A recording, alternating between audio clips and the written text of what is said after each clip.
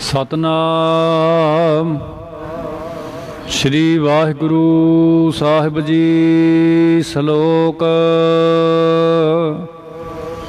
त्यगत जलं नह जीव मीनं नह त्याग चात्रिक मेघ मंडल है।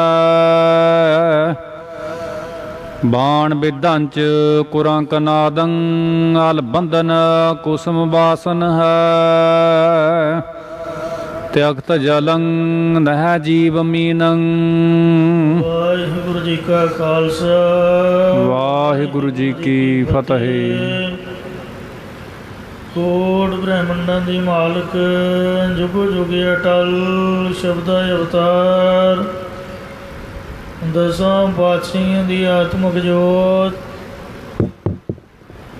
ਧੰਨ ਧੰਨ ਸਤਿਗੁਰੂ ਸ੍ਰੀ ਗੁਰੂ ਗ੍ਰੰਥ ਸਾਹਿਬ ਸੱਚੇ ਪਾਤਸ਼ਾਹ ਜੀ ਮਹਾਰਾਜ ਜੀ ਦੇ ਪਾਵਨ ਪਵਿੱਤਰ ਹਜ਼ੂਰੀ ਦੇ ਵਿੱਚ ਜੁੜਨ ਬੈਠੀ ਗੁਰੂ ਰੂਪ ਗੁਰੂ ਖਾਲਸਾ ਸਾਧ ਸੰਗਤ ਜੀਓ। आओ बड़े प्यार यार सत्कार दे नाल अमृत बाणी हर हर तेरी सुन सुन होवे परम गत मेरी।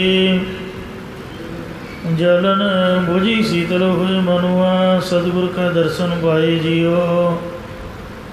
सतगुरां दी पवित्र अमृत बाणी की कथा विचार व्याख्या सो सरवण करके लाभ प्राप्त करो जी। एक बार उच्चारण करो सतनाम श्री वाहिगुरु जी। सतनाम श्री वाहिगुरु साहिब जी। सलोक त्यगत जलं नह जीव मीनं। ये 12वां पावन श्लोक सतगुरु अर्जन देव साहब जी उच्चारण कर रहे हैं। मच्छी की उदाहरण दिंदे ने, पपीए की दिंदे हैं, हरन की दिंदे ने, भौरे की दिंदे हैं। ये उदाहरण दे के सिद्ध करते हैं कि जोड़े परमात्मा के प्यार वाले संत हैं उन्हों की प्रीति इन्नी परपक्क है कि अपनी जान की भी परवाह नहीं करते। जिमें मच्छी का पानी नाल प्रेम होने करके वो पानी नूं त्याग के जीवित नहीं रह सकती है। न त्याग चात्रिक मेघ मंडल है। जो चात्रिक पपीया है वो बदलों के मंडल समूह नूं त्याग के छड्ड के किसी होर पासे नहीं जाना चाहता है, क्योंकि उन बदलों के विचों स्वांति पूर्ण की इच्छा होती है। बागी है प्रयोग प्रयोग करे जगत प्रेम प्यार। इस तरह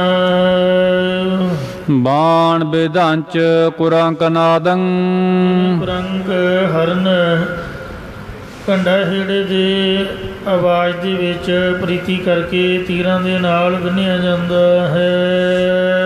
नाल बंधन कुसुम बासन है। हर जिवें अल भौरा फुल्लां दी वासना दे विच प्रीति करके अपने आप नूं बंधन दे विच बना लैंदा है। चरण कमल रचांत संत है।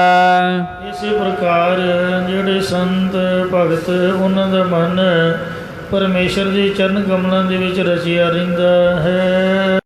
नानक आन ना रुचते। गुरु महाराज साहब कथन करते हैं कि इस लई संतां भगतां नूं परमेश्वर के चरण कमलों तो बगैर होर कोई भी पदार्थ रुचते चंगे नहीं लगते, या पदार्थों के विच लुभाईमान नहीं होंदे हन। वो तो कबीर चरण कमल की मौज को कह कैसे अनुमान। कहबे को शोभा नहीं देखा ही परवान। महाराज जी दे राज न चाहो मुक्त न चाहो मन प्रीत चरण कमलारे। न राजदीशा ਨਾ ਕਿਸੇ ਭੋਗ ਪਦਾਰਥ ਦੀ ਇੱਛਾ, ਨਾ ਮੁਕਤੀ ਦੀ ਇੱਛਾ। ਉਹ ਕੇਵਲ ਮਹਾਰਾਜ ਦੇ ਚਰਨ ਕਮਲਾਂ ਦੇ ਭੌਰੇ ਹਨ। ਚਰਨ ਕਮਲਾਂ ਦੇ ਵਿੱਚ ਉਹਨਾਂ ਦਾ ਮਨ ਵਿੰਨ੍ਹਿਆ ਹੋਇਆ ਹੈ। ਇੱਕ ਵਿਸ਼ੇਸ਼ ਬਾਤ ਹੈ ਕਿ ਜਿਹੜੀ ਮੱਛੀ ਹੈ ਉਹ ਪਾਣੀ ਨਾਲ ਪ੍ਰੀਤੀ ਕਰਦੀ ਹੈ,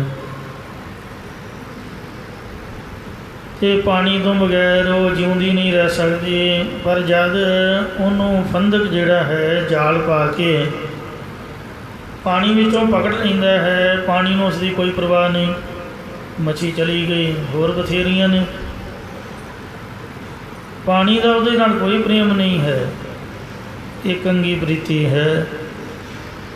ਜਿਹੜਾ ਪਪੀਆ ਹੈ ਉਹ ਬਦਲਾਂ ਵਾਸਤੇ, ਸਵਾਂਤੀ ਮੋਹਨ ਵਾਸਤੇ ਪ੍ਰਯੋਗ ਕਰਦਾ ਹੈ, ਪਰ ਬਦਲ ਨੂੰ ਉਸਦੀ ਕੋਈ ਪਰਵਾਹ ਨਹੀਂ ਹੈ। ਜਿਹੜਾ ਹਰਨ ਹੈ ਕੰਡੇ ਖਿੜੇ ਦੀ ਆਵਾਜ਼ ਅੱਗੇ ਆਪਣਾ ਸਿਰ ਸੁੱਟ ਦਿੰਦਾ ਹੈ, ਇੰਨੀ ਉਹਦੀ ਆਵਾਜ਼ ਦੇ ਨਾਲ ਪ੍ਰੀਤੀ ਹੈ, ਪਰ ਸ਼ਿਕਾਰੀ ਨੂੰ ਉਹਦੇ 'ਤੇ ਕੋਈ ਤਰਸ ਨਹੀਂ ਹੈ। ਜਿਹੜਾ ਭੌਰਾ ਹੈ ਉਹ ਆਪਣੇ ਆਪ ਨੂੰ ਫੁੱਲਾਂ ਦੇ ਵਿੱਚ ਬਣਾ ਲੈਂਦਾ ਹੈ। ਫੁੱਲ ਦੇ ਨਾਲ, ਵਾਸ਼ਨਾ ਦੇ ਨਾਲ, ਸੁਗੰਧੀ ਨਾਲ ਉਸਦਾ ਇੰਨਾ ਪ੍ਰੇਮ ਹੈ ਕਿ ਉਹ ਵਿੱਚ ਬੰਦ ਹੋ ਜਾਂਦਾ ਹੈ, ਪਰ ਫੁੱਲ ਨੂੰ ਉਹਦੀ ਕੋਈ ਪਰਵਾਹ ਨਹੀਂ ਹੈ। ਜਿਹੜੇ ਸੰਤ ਨੇ ਉਹ ਮਹਾਰਾਜ ਦੇ ਚਰਨ ਕਮਲਾਂ ਦੇ ਨਾਲ ਪਾਣੀ ਦੀ ਤਰ੍ਹਾਂ, ਫੁੱਲ ਦੀ ਤਰ੍ਹਾਂ, ਕੰਡੇ ਹੇੜੇ ਦੀ ਆਵਾਜ਼ ਦੀ ਤਰ੍ਹਾਂ, ਬਦਲਾਂ ਦੀ ਤਰ੍ਹਾਂ ਪ੍ਰੀਤੀ ਕਰਦੇ ਹਨ। ਜਿਹੜਾ ਪ੍ਰੀਤੀ ਕਰਦਾ ਹੈ ਮਹਾਰਾਜ 1000 ਗੁਣਾ ਵੱਧ ਉਹਦੇ ਨਾਲ ਪ੍ਰੇਮ ਕਰਦੇ ਨੇ। ਭਾਈ ਗੁਰਦਾਸ ਸਾਹਿਬ ਜੀ ਦਾ ਫਰਮਾਨ ਹੈ, ਚਰਨ ਸਰਨ ਗੁਰ ਏਕ ਪਿੰਡ ਜਾਏ ਚਲ, ਸਤਿਗੁਰ ਕੋਟ ਪਿੰਡ ਅਗੇ ਹੋਏ ਰੇਦ ਹੈ। ਭਾਮਨੀ ਭਗਤ ਪਾਏ ਕੋਡੀ ਅਗਰ ਭਾਗ ਰੱਖੈ, ਤਾਹੀਂ ਗੁਰ ਸਰਬ ਨਿਧਾਨ ਦਾਨ ਦੇਤ ਹੈ। ਸਿੱਖ ਇੱਕ ਕਦਮ ਚੱਲ ਕੇ ਗੁਰੂ ਘਰ ਨੂੰ ਆਉਂਦਾ, ਮਹਾਰਾਜ 100 ਕਦਮ ਅੱਗੇ ਲੈਣ ਨੂੰ ਜਾਂਦੇ ਹਨ। ਇੱਕ ਵਾਰ ਪਿਆਰੇ ਦਇਆ ਸਿੰਘ ਸਾਹਿਬ ਜੀ ਨੇ ਕਲਗੀਧਰ ਮਹਾਰਾਜ ਨੂੰ ਚੌਂਕੜਾ ਮਾਰ ਕੇ ਮਾਲਾ ਫੇਰਦਿਆਂ ਦੇਖਿਆ। ਉਹਨਾਂ ਦੇ ਬੁੱਲ੍ਹ ਫਰਕ ਰਹੇ ਸੀ, ਨੇਤਰ ਬੰਦ ਅਤੇ ਮੂੰਹ ਦੇ ਵਿੱਚ ਕੁਛ ਪੜ੍ਹ ਰਹੇ ਜਾਪਦੇ ਨੇ। ਪਿਆਰੇ ਦਇਆ ਸਿੰਘ ਜੀ ਨੇ ਅੰਮ੍ਰਿਤ ਵੇਲੇ ਸਤਿਗੁਰੂ ਜੀ ਨੂੰ ਨਮਸਕਾਰ ਕੀਤੇ। ਸਿਮਰਨ ਕਰਦਿਆਂ ਹੋਇਆਂ ਸਤਿਗੁਰੂ ਮਹਾਰਾਜ ਜੀ ਨੂੰ ਬੇਨਤੀ ਕਰਨ ਲੱਗੇ। ਕਹਿੰਦੇ, ਗੁਰੂ ਸਾਹਿਬ, ਇੱਕ ਮੇਰਾ ਸਵਾਲ ਹੈ, ਮੇਰੇ ਮਨ ਦਾ ਸ਼ੰਕਾ ਕਹਿ ਲਓ। ਮੈਂ ਆਪਦੇ ਦਰਸ਼ਨ ਕਰ ਰਿਹਾ ਹਾਂ ਕਿ ਤੁਸੀਂ ਕੁਝ ਪੜ੍ਹ ਰਹੇ ਹੋ। ਅਸੀਂ ਤਾਂ ਅੰਮ੍ਰਿਤ ਵੇਲੇ ਉੱਠ ਕੇ ਤੁਹਾਡਾ ਭਜਨ ਕਰਦੇ ਹਾਂ। ਤੁਸੀਂ ਤਾਂ ਖੁਦ ਭਗਵਾਨ ਹੋ, ਤੁਸੀਂ ਕਿਹੜੇ ਭਗਵਾਨ ਦੀ ਆਰਾਧਨਾ ਕਰਦੇ ਹੋ ਦੱਸੋ। ਸਤਿਗੁਰੂ ਜੀ ਨੇ ਗੱਲ ਹਾਸੇ ਪਾ ਦਿੱਤੀ ਅਤੇ ਬੜੇ ਪਿਆਰ ਅਤੇ ਵਿਰਾਗ ਜਾ ਕੇ ਕਹਿਣ ਲੱਗੇ, ਹੇ ਪਿਆਰੇ ਦਇਆ ਸਿੰਘ ਜੀ, ਜਿਹੜੇ ਤੁਹਾਡੇ ਵਰਗੇ ਪ੍ਰੇਮੀ ਗੁਰਸਿੱਖ ਹਰ ਰੋਜ਼ ਅੰਮ੍ਰਿਤ ਵੇਲੇ ਉੱਠ ਕੇ ਸਭ ਤੋਂ ਪਹਿਲਾਂ ਸਾਨੂੰ ਯਾਦ ਕਰਦੇ ਨੇ, ਅਸੀਂ ਵੀ ਉਹਨਾਂ ਦੇ ਨਾਮ ਦੀ ਮਾਲਾ ਫੇਰਦੇ ਹਾਂ। ਗੱਜ ਕੇ ਆਖੋ ਸਤਿਨਾਮ ਸ੍ਰੀ ਵਾਹਿਗੁਰੂ। ਸਾਡੀ ਮਾਲਾ ਕਾਹਦੀ ਫਿਰ ਰਹੀ ਹੈ? ਪਿਆਰੇ ਦਇਆ ਸਿੰਘ ਜੀ, ਪਿਆਰੇ ਧਰਮ ਸਿੰਘ ਜੀ, ਪਿਆਰੇ ਹਿੰਮਤ ਸਿੰਘ ਜੀ, ਪਿਆਰੇ ਮੁਕਮ ਸਿੰਘ, ਪਿਆਰੇ ਸਾਹਿਬ ਸਿੰਘ ਜੀ, ਸਾਹਿਬ ਅਜੀਤ ਸਿੰਘ ਜੀ, ਸਾਹਿਬ ਜੁਝਾਰ ਸਿੰਘ ਜੀ, ਸਾਹਿਬ ਜੋਰਾਵਰ ਸਿੰਘ ਜੀ, ਸਾਹਿਬ ਬਾਬਾ ਫਤਿਹ ਸਿੰਘ ਜੀ, ਬਾਬਾ ਗੁਰਬਖਸ਼ ਸਿੰਘ ਜੀ। ਇਉਂ ਅਸੀਂ ਤੁਹਾਡੇ ਪ੍ਰੇਮੀ ਗੁਰਸਿੱਖਾਂ ਨੂੰ ਯਾਦ ਕਰਦੇ ਹਾਂ। ਜਦ ਆਪਾਂ ਅਰਦਾਸ ਕਰਦੇ ਹਾਂ, ਹੈਰਾਨੀ ਦੀ ਗੱਲ ਹੈ ਕਿ ਅਰਦਾਸ ਤਾਂ ਕਰਦੇ ਹਾਂ ਪ੍ਰਭੂ ਦੇ ਚਰਨਾਂ ਵਿੱਚ, ਰੱਬ ਦੇ ਚਰਨਾਂ 'ਚ ਹੀ ਅਰਦਾਸ ਕਰਦੇ ਹਾਂ। ਗੁਰੂ ਸਾਹਿਬ ਪਰਮਾਤਮਾ ਦਾ ਰੂਪ ਨੇ, ਗੁਰੂ ਸਾਹਿਬ ਦੇ ਚਰਨਾਂ ਵਿੱਚ ਅਰਦਾਸ ਕਰਦੇ ਹਾਂ ਅਤੇ ਰੱਬ ਦੀ ਇਬਾਦਤ ਕਰਦੇ ਹਾਂ। ਉਹਦੇ ਚਰਨਾਂ 'ਚ ਅਰਦਾਸ ਕਰਦੇ ਹਾਂ, ਗੁਰੂ ਜੀ ਦੇ ਚਰਨਾਂ 'ਚ ਅਰਦਾਸ ਕਰਦੇ ਹਾਂ। ਇਹਦਾ ਕੀ ਮਤਲਬ ਹੋਇਆ? ਪੰਜਾਂ ਪਿਆਰਿਆਂ, ਚੌਂ ਸਾਹਿਬਜ਼ਾਦਿਆਂ, ਸ਼ਹੀਦਾਂ ਦਾ ਧਿਆਨ ਕਰਕੇ ਬੋਲੋ ਜੀ ਵਾਹਿਗੁਰੂ। ਅਰਦਾਸ ਤਾਂ ਕਰ ਰਹੇ ਹਾਂ ਪਰਮਾਤਮਾ ਦੀ, ਨਾਮ ਲੈ ਰਹੇ ਹਾਂ ਸ਼ਹੀਦਾਂ ਦਾ। ਤੁਸੀਂ ਦੱਸੋ ਇਹਦਾ ਕੀ ਮਤਲਬ ਹੈ? ਲੋਕ ਸੰਤਾਂ ਦੀ ਨਿੰਦਿਆ ਕਰਨ ਲੱਗਿਆਂ ਕੁਝ ਨਹੀਂ ਵੇਖਦੇ, ਆਪਣੇ ਆਪ ਬਾਰੇ ਨਹੀਂ ਉਹਨਾਂ ਨੂੰ ਪਤਾ ਕਿ ਅਸੀਂ ਕਿੰਨੇ ਕੁ ਪਾਣੀ ਜਾਂ ਸਾਡਾ ਤਾਂ ਪਾਣੀ ਗੰਦਾ ਹੋਇਆ ਪਿਆ, ਗੰਦੇ ਪਾਣੀ ਦੇ ਕੀੜੇ ਡਿੱਗੇ ਆ। ਜੰਮਣ ਤੋਂ ਬਾਅਦ ਮਹਾਰਾਜ ਨੇ ਸੋਹਣੀ ਜੂਣ ਦਿੱਤੀ, ਚੰਗਾ ਭਲਾ ਨਰਕ 'ਚੋਂ ਗੰਦੇ ਪਾਣੀ 'ਚੋਂ ਕੱਢਿਆ, ਫਿਰ ਗੰਦੇ ਪਾਣੀ 'ਚ ਆਪਣੇ ਬਾਰੇ ਪਤਾ ਹੀ ਨਹੀਂ ਵੀ ਆਪਾਂ ਕਿੱਥੋਂ ਦੇ ਕਰਮ ਹਾਂ। ਧੰਨ ਬਾਬਾ ਦੀਪ ਸਿੰਘ ਸਾਹਿਬ ਜੀ ਦਾ ਵੀ ਮੈਂ ਨਾਮ ਸੁਣਿਆ, ਉਹਨਾਂ ਦੀ ਮੋਹ ਤੋਂ ਪਤਾ ਨਹੀਂ ਉਹਨਾਂ ਦੀ ਜ਼ਬਾਨ ਮਹਾਰਾਜ ਵੇਖਦਾ ਕਿਉਂ ਨਹੀਂ। ਅੰਤ ਨੂੰ ਫਿਰ ਬੁਰਾ ਹੀ ਨਤੀਜਾ ਹੋਊਗਾ।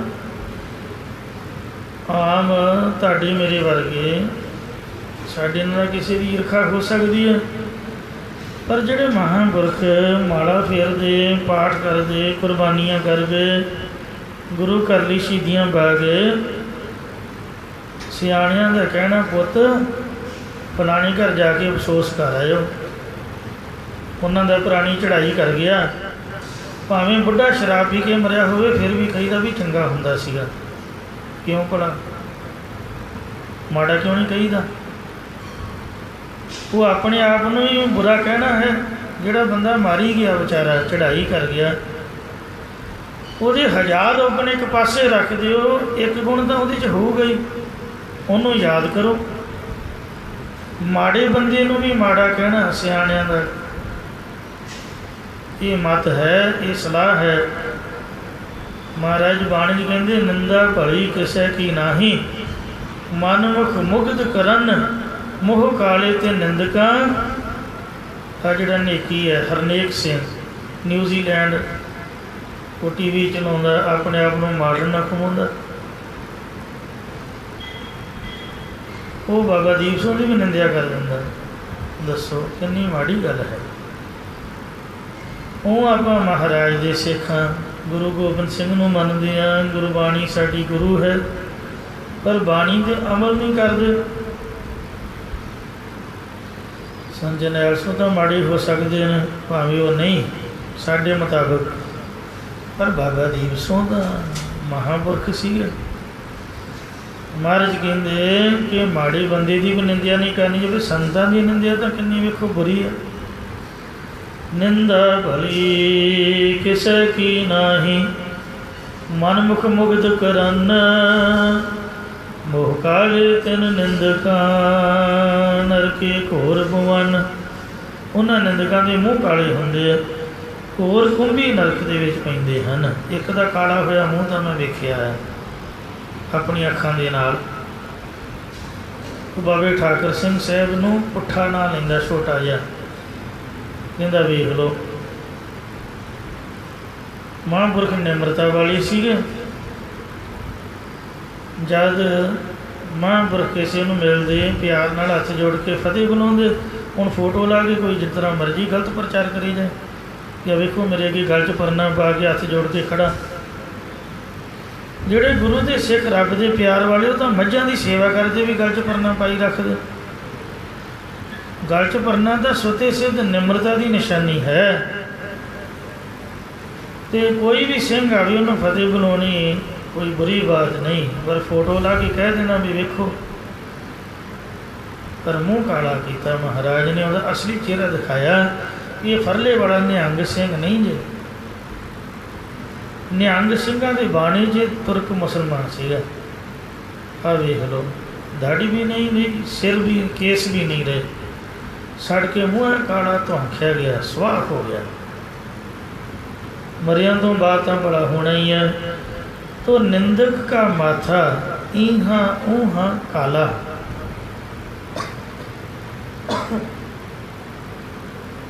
ਸਾਰ ਗੁਤਾਵਲੀ ਦੇ ਕਰਤਾ ਕਵੀ ਹਰਦਿਆਲ ਜੀ ਨੇ ਲਿਖਿਆ ਕਿ ਹਰਨ ਵੇਖੋ ਜੰਗਲ ਦੇ ਵਿੱਚ ਹਰਿਆ ਹਰਿਆ ਚੁਗਦਾ ਹੈ। ਮੱਛੀ ਵਿਚਾਰੀ ਪਾਣੀ ਦਾ ਜਾਲਾ ਖਾਂਦੀ ਹੈ, ਜਿਹੜਾ ਕਿਸੇ ਵੀ ਕੰਮ ਨਹੀਂ। ਜੰਗਲ ਦਾ ਘਾਹ ਫੂਸ ਕਿਸ ਕੰਮ ਹੈ? ਮੱਛੀ ਵਿਚਾਰੀ ਜਾਲਾ ਖਾ ਕੇ ਗੁਜ਼ਾਰਾ ਕਰਦੀ ਹੈ। ਹਰਨ ਵਿਚਾਰਾ ਆਪਣਾ ਘਾਹ ਫੂਸ ਖਾ ਕੇ ਗੁਜ਼ਾਰਾ ਕਰਦਾ। ਜਿਹੜਾ ਬੱਕਰੀ ਹੈ ਜਾਂ ਬੱਕਰਾ ਹੈ, ਉਹ ਵੀ ਵੇਖੋ ਫੁੱਲ ਪੱਤੇ ਖਾ ਕੇ ਵਿਚਾਰੇ ਇੱਧਰ ਉੱਧਰ ਚੁੱਕ ਕੇ ਗੁਜ਼ਾਰਾ ਕਰਦੇ। ਪਰ ਭੈੜੇ ਲੋਕ ਉਹਨਾਂ ਨੂੰ ਵੀ ਨਹੀਂ ਬਖਸ਼ਦੇ, ਜਿਹੜਾ ਕਿਸੇ ਨਾਲ ਵੈਰ ਨਹੀਂ ਕਰਦੇ। ਜਾਂਦੇ ਹੋਏ ਵੀ ਸ਼ੇਰ ਮਾਰਿਆ ਜੀ, ਕਿਉਂ ਮਾਰਿਆ? ਇਹ ਗਾਵਾਂ ਨੂੰ ਮਾਰ ਦਿੰਦਾ ਸੀ। ਹਰਨ ਵਿਚਾਰੇ ਨੇ ਕੀ ਜ਼ੁਲਮ ਕੀਤਾ? ਬੱਕਰੀ ਨੇ ਬੱਕਰੇ ਨੇ ਕੀ ਕੀਤਾ? ਮੱਛੀ ਵਿਚਾਰੀ ਨੇ ਕਿਸੇ ਨੂੰ ਕੀ ਆਖਿਆ? ਨਿੰਦਕ ਲੋਕ ਭੈੜੇ ਪੁਰਸ਼ ਉਹਨਾਂ ਨਾਲ ਵੀ ਵੈਰ ਕਮਾਉਂਦੇ ਹਨ। ਬੁਰੇ ਬੰਦੇ ਨੂੰ ਉਹਦਾ ਬੁਰਾ ਕਹਿਣਾ, ਚਲੋ ਅਗਲਾ ਸੋਚਦਾ ਕਿ ਇਹਨੇ ਬੁਰਾ ਕੀਤਾ ਹੈ। ਇਉਂ ਜਿਹੜੇ ਸੰਤ ਮਹਾਂਪੁਰਖ ਨੇ ਉਹਨਾਂ ਦਾ ਜੀਵਨ ਹਰਨ ਵਰਗਾ ਹੈ, ਮੱਛੀ ਵਰਗਾ ਹੈ, ਪਪੀਏ ਵਰਗਾ ਹੈ, ਜਿਹੜੇ ਆਪਣੇ ਆਪ 'ਚ ਮਸਤ ਰਹਿੰਦੇ ਨੇ, ਪ੍ਰਭੂ ਦੇ ਗੁਣ ਗਾਉਂਦੇ ਰਹਿੰਦੇ ਨੇ। ਜਿਹੜੇ ਭੈੜੇ ਨਿੰਦਕ ਕਲਯੁਗੀ ਜੀਵ ਨੇ, ਅਕਾਰਨੀ ਉਹਨਾਂ ਸੰਤਾਂ ਦੇ ਨਾਲ ਵੈਰ ਕਰਦੇ ਹਨ। ਫਿਰ ਮਹਾਰਾਜ ਅਕਾਲ ਪੁਰਖ ਪਰਮਾਤਮਾ ਖੁਦ ਆਪ ਉਹਨਾਂ ਦੀ ਖਬਰ ਸਾਰ ਲੈਂਦਾ ਹੈ। ਹਰੇਕ ਦਾ ਉਸਤਾਦ ਰੱਬ ਨੇ ਪੈਦਾ ਕੀਤਾ ਹੈ। ਜੇ ਹਰਨਾਖਸ਼ ਬਣਾਇਆ ਸੀ, ਉਹਨੇ ਪ੍ਰਹਿਲਾਦ ਨੂੰ ਤੰਗ ਕੀਤਾ, ਉਹਦਾ ਉਸਤਾਦ ਵੀ ਜੰਮ ਪਿਆ ਨਰ ਸਿੰਘ, ਉਹਦੀ ਧੌਣ ਦੇ ਗੋਡਾ ਰੱਖਿਆ। ਜੇ ਰਾਵਣ ਰੱਬ ਨੇ ਬਣਾਇਆ, ਉਹਨੇ ਸੀਤਾ ਸੋਨੇ ਵਰਗੀ ਸੁੱਧ ਪਤ ਵਰਤਾ ਧਰਮ 'ਚ ਪਰਪੱਕ ਬੀਬੀ ਦੀ ਬੇਅਦਬੀ ਕੀਤੀ। ਕਿਸੇ ਵੀ ਧੀ ਭੈਣ ਬੀਬੀ ਦੀ ਇੱਜ਼ਤ ਨਾਲ ਖਿਲਵਾੜ ਕਰਨਾ ਬਹੁਤ ਬੜਾ ਜ਼ੁਲਮ ਹੈ।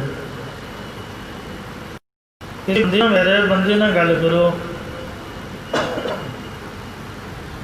ਪਰ ਸਾਧ ਸੰਗਤ ਜੀਓ, ਮਹਾਰਾਜ ਨੇ ਫਿਰ ਉਹਦਾ ਪਤਾ ਲਿਆ, ਚੰਗੀ ਤਰ੍ਹਾਂ ਪਤਾ ਲਿਆ, ਉਹਦੇ ਕੰਨਾਂ ਮੁੱਢ ਲਾਏ। ਭਰਾਵਾਂ ਸਮੇਤ, ਫੌਜਾਂ ਸਮੇਤ 1 ਲੱਖ ਪੂਤ 1.25 ਲੱਖ ਨਾਥੀ ਮੇਘਨਾ ਕੀ ਤੇ ਕੁੰਭ ਕਰਨਗੇ, ਸਭਨਾ ਸਮੇਤ ਉਹਨਾਂ ਦਾ ਘੋਗਾ ਚਿੱਤ ਕਰ ਦਿੱਤਾ। ਤੋ ਇੰਜ ਕਿੱਥੋਂ ਤੱਕ ਇਨਸਾਨ ਪਹੁੰਚਦਾ ਹੈ, ਮਹਾਰਾਜ ਦੇਖਦਾ ਹੈ। ਜੇ ਔਰੰਗਜ਼ੇਬ ਦਾ ਜ਼ੁਲਮ ਸਿਰੇ ਦੀ ਹੱਦ ਕਰ ਗਿਆ, ਤੇ ਕਲਗੀਧਰ ਮਹਾਰਾਜ ਸੱਚੇ ਪਾਤਸ਼ਾਹ ਨੇ ਤਲਵਾਰ ਉਠਾਈ। ਧਰਮ ਚਲਾਵਣ ਦੁਸ਼ਟ ਉਬਾਰਨ, ਧਰਮ ਚਲਾਵਣ ਸੰਤ ਉਬਾਰਨ, ਦੁਸ਼ਟ ਸਭਨ ਕੋ ਮੂਲ ਉਪਾਰਨ, ਯਾਹੀ ਕਾਜ ਤਰਾ ਹਮ ਜਨਮਨ, ਸਮਝ ਲੈ ਹੋ ਸਾਧੂ ਸਭ ਮਨਮਨ। ਹਮ ਇਹ ਕਾਜ ਜਗਤ ਮੋ ਆਏ, ਧਰਮ ਹੇਤ ਗੁਰਦੇਵ ਪਠਾਏ। ਕਲਗੀਧਰ ਮਹਾਰਾਜ ਕਹਿੰਦੇ, ਅਸੀਂ ਇਸੇ ਵਾਸਤੇ ਸੰਸਾਰ ਵਿੱਚ ਪ੍ਰਵਿਰਤ ਹੋਏ ਹਾਂ। ਖੰਡੇ ਬਾਟੇ ਦਾ ਅੰਮ੍ਰਿਤ ਛਕਾ ਕੇ ਖਾਲਸਾ ਪੰਥ ਪ੍ਰਗਟ ਕਰਨ ਲਈ ਤੇ ਦੁਸ਼ਟਾਂ ਨੂੰ ਸਜ਼ਾਵਾਂ ਦੇਣ ਵਾਸਤੇ। ਸੋ ਮੈਂ ਬੇਨਤੀ ਕਰ ਰਿਹਾ ਸੀ, ਮੱਛੀ ਪਾਣੀ ਨਾਲ ਪ੍ਰੇਮ ਕਰਦੀ ਹੈ, ਪਰ ਪਾਣੀ ਮੱਛੀ ਨਾਲ ਨਹੀਂ ਕਰਦਾ। ਪਪੀਆ ਬੱਦਲ ਦੀ ਸਵੰਤੀ ਬੂੰਦ ਨੂੰ ਚੇਤੇ ਕਰਦਾ ਮਰ ਜਾਂਦਾ, ਪਰ ਸਵੰਤੀ ਬੂੰਦ ਨੂੰ ਉਹਦੀ ਜਾਨ ਦੀ ਕੋਈ ਪਰਵਾਹ ਨਹੀਂ ਹੈ।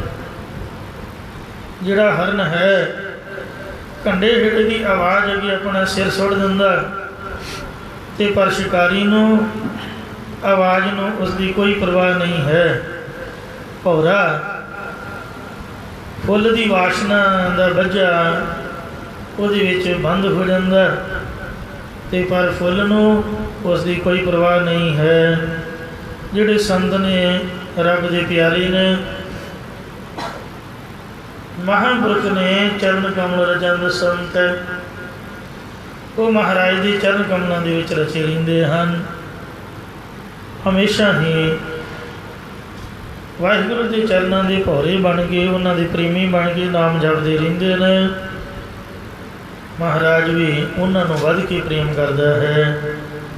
ਸੋ ਉਹਨਾਂ ਦੀ ਚੜ੍ਹਦੀ ਕਲਾ ਕਰਦਾ ਹੈ। ਉਹਨਾਂ ਦਾ ਨਾਮ ਦੁਨੀਆ ਵਿੱਚ ਅਮਰ ਹੋ ਜਾਂਦਾ ਹੈ। ਚਰਨ ਕਮਲ ਰਚੰਤ ਸੰਤ ਹੈ। ਸੰਤ ਭਗਤ ਜਿਹੜੇ ਨੇ ਉਹ ਆਪਣਾ ਮਨ ਪਰਮੇਸ਼ਰ ਦੇ ਚਰਨ ਕਮਲਾਂ ਦੇ ਵਿੱਚ ਰਚਿਆ ਰੱਖਦੇ ਨੇ। ਨਾਨਕ ਆਨ ਨਾ ਰੁਚਤੇ। ਪਰਮੇਸ਼ਰ ਦੇ ਚਰਨ ਕਮਲਾਂ ਤੋਂ ਬਗੈਰ ਕੋਈ ਪਦਾਰਥ ਉਹਨਾਂ ਨੂੰ ਚੰਗਾ ਨਹੀਂ ਲੱਗਦਾ। ਪਦਾਰਥਾਂ ਦੇ ਵਿੱਚ ਉਹ ਲੁਭਾਈਮਾਨ ਨਹੀਂ ਹੁੰਦੇ ਹਨ। ਮੁਖ ਦਿਖਾਊ ਪਲਕ। ਸੰਪਰਦਾਈ ਵਿਸ਼ਰਾਮ ਜੋ ਸਿੰਘ ਨੇ ਲਾਇਆ ਪਲਕ ਤੇ ਹੀ ਹੈ। ਜਦ ਗੁਰਾਂ ਦੁਆਰਾ ਪਰਮੇਸ਼ਰ ਪਲ ਭਰ ਵੀ ਆਪਣਾ ਮੁਖੜਾ ਸੰਤ ਜਨਾਂ ਨੂੰ ਦਿਖਾ ਦਿੰਦਾ ਹੈ, ਭਾਵ ਆਪਣੇ ਸਰੂਪ ਦੇ ਦਰਸ਼ਨ ਕਰਵਾ ਦਿੰਦਾ ਹੈ। ਛੱਡ ਆਨ ਨਾ ਡੇਊ ਚਿਤ। ਸੰਤ ਜਨ ਦਰਸ਼ਨਾਂ ਨੂੰ ਛੱਡ ਕੇ ਤਿਆਗ ਕੇ ਹੋਰ ਦੁਐਤ ਭਾਵ ਵਾਲੇ ਪਾਸੇ ਆਪਣਾ ਚਿੱਤ ਨਹੀਂ ਡੋਲ ਦਿੰਦੇ, ਡੋਲਣ ਨਹੀਂ ਦਿੰਦੇ। ਡਿੱਗਿਆ ਨਾ ਡੋਲੇ ਦ੍ਰਿੜ ਕਰ ਰਹੇ ਹੋ, ਪੂਰਨ ਹੋਏ ਤ੍ਰਿਪਤਾਨੀ। ਵਿਕਾਰਾਂ 'ਚ ਉਹਨਾਂ ਦਾ ਮਨ ਡਿੱਗਦਾ ਨਹੀਂ ਹੈ, ਵਿਸ਼ਿਆਂ ਦੇ ਵਿੱਚ ਡੋਲਦਾ ਨਹੀਂ ਹੈ।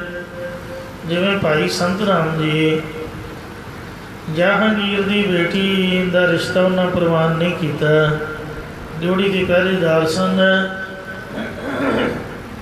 ਸਿੰਘ ਦੇ ਉੱਪਰ ਉਹਦਾ ਮਨ ਆ ਗਿਆ।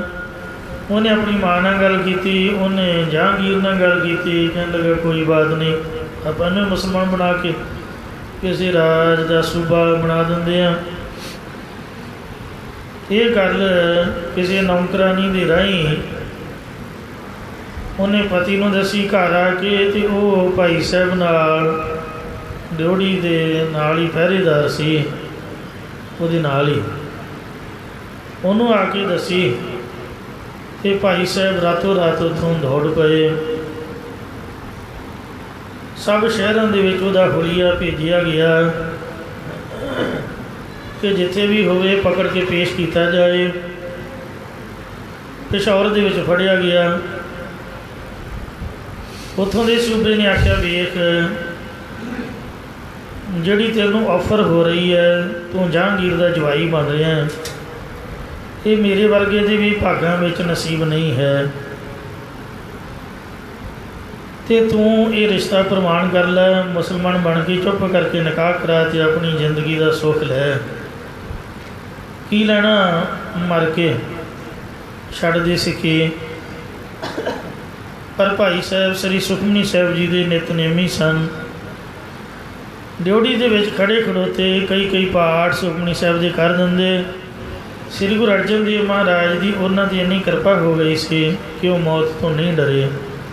ਆਖਿਆ ਧਰਮ ਨਹੀਂ ਛੱਡਣਾ, ਪਹਿਲਾਂ ਧਰਮ ਹੈ, ਉਸ ਤੋਂ ਬਾਅਦ ਕੁਛ ਹੋਰ ਹੈ। ਮਰਨਾ ਮਨਜ਼ੂਰ ਕਰ ਲਿਆ। ਕਹਿੰਦੇ ਆ ਵੇਖ ਫਿਰ ਮੈਨੂੰ ਹੁਕਮ ਹੈ ਕਿ ਸਿਰ ਕਤਲ ਕਰਕੇ ਪੇਸ਼ ਕਰੋ। ਕਹਿੰਦਾ ਕੋਈ ਗੱਲ ਨਹੀਂ, ਮੈਨੂੰ ਨਹਾ ਲੈਣ ਦਿਓ। ਨਦੀ ਤੋਂ ਇਸ਼ਨਾਨ ਕਰਕੇ ਉਹਨਾਂ ਜਪਜੀ ਸਾਹਿਬ ਦਾ ਪਾਠ ਕੀਤਾ ਅਤੇ ਸਿਰ ਉਹਨਾਂ ਦਾ ਕਲਮ ਕਰਕੇ ਜਦ ਜਹਾਂਗੀਰ ਦੇ ਕੋਲ ਪਹੁੰਚਾਇਆ, ਉਹ ਹੈਰਾਨ ਰਹਿ ਗਿਆ। ਉਹਦੇ ਪੈਰਾਂ ਹੇਠੋਂ ਜ਼ਮੀਨ ਖਿਸ ਗਈ। ਉਹਨੂੰ ਯਕੀਨ ਨਹੀਂ ਸੀ ਆ ਰਿਹਾ ਕਿ ਮੇਰੇ ਵਰਗੇ ਰਾਜੇ ਦੀ ਲੜਕੀ ਦਾ ਰਿਸ਼ਤਾ ਵੇਖੋ, ਇੰਨਾ ਤੁੱਛ ਜਾਣਿਆ ਧਰਮ ਦੇ ਅੱਗੇ ਉਹਨਾਂ ਨੇ। ਥਾਲ ਦੇ ਵਿੱਚ ਭਾਈ ਸੰਤ ਰਾਮ ਦਾ ਸਿਰ ਰੱਖ ਕੇ ਉੱਪਰ ਕੱਪੜਾ ਪਾ ਕੇ ਬੜਾ ਸੋਹਣਾ ਚਮਕੀਲਾ ਜਹਾਂਗੀਰ ਖੁਦ ਆਪ ਹੱਥੀਂ ਥਾਲ ਫੜ ਕੇ ਆਪਣੀ ਬੇਟੀ ਦੇ ਮਹਿਲਾਂ ਦੇ ਵਿੱਚ ਗਿਆ। ਕਹਿਣ ਲੱਗਾ, ਵੇਖ ਬੇਟੀ, ਆ ਸਿੱਖ ਦਾ ਸਿਰ ਮੈਂ ਲੈ ਕੇ ਆਇਆ।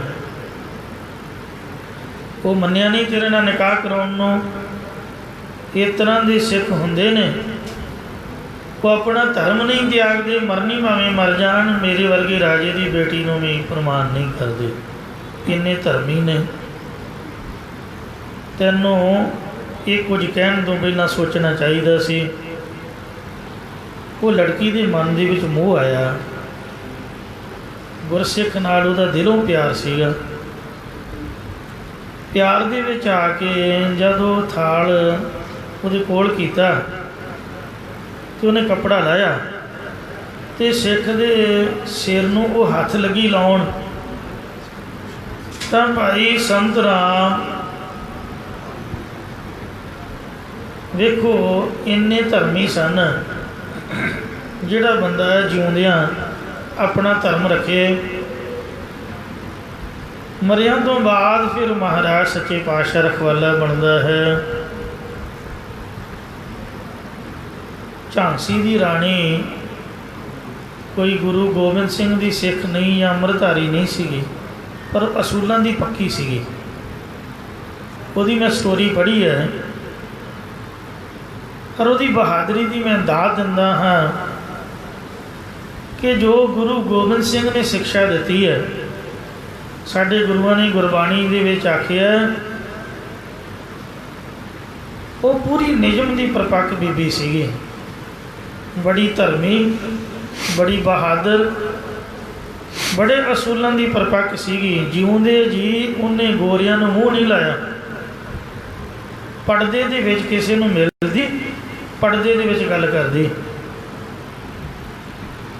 ਪਰ ਜਿੰਨਾ ਚਿਰ ਜਿਉਂਦੀ ਰਹੀ ਉਹਨੇ ਝਾਂਸੀ ਦੇ ਵਿੱਚ ਗੋਰਿਆਂ ਦਾ ਕਬਜ਼ਾ ਨਹੀਂ ਹੋਣ ਦਿੱਤਾ।